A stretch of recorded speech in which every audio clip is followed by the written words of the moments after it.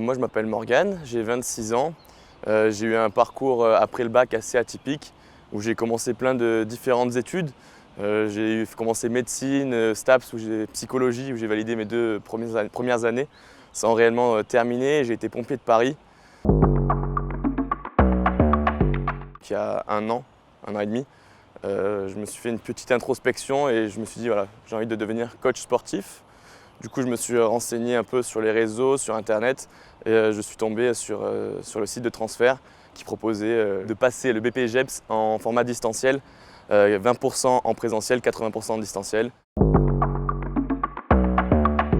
Ça m'a correspondu totalement parce que il faut savoir que j'habite à côté d'Avignon, mais dans le Vaucluse.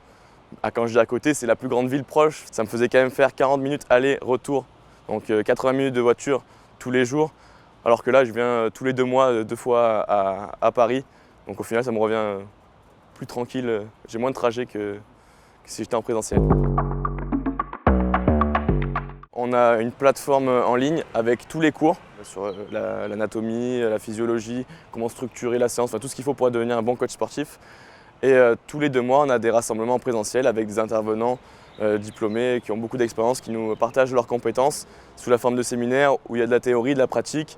Et c'est là où on apprend vraiment beaucoup de choses. On a la partie aussi en structure où on apprend l'essence du métier, où on met en pratique ce qu'on apprend et ce qui nous permet après de pouvoir les retransférer justement dans notre stage.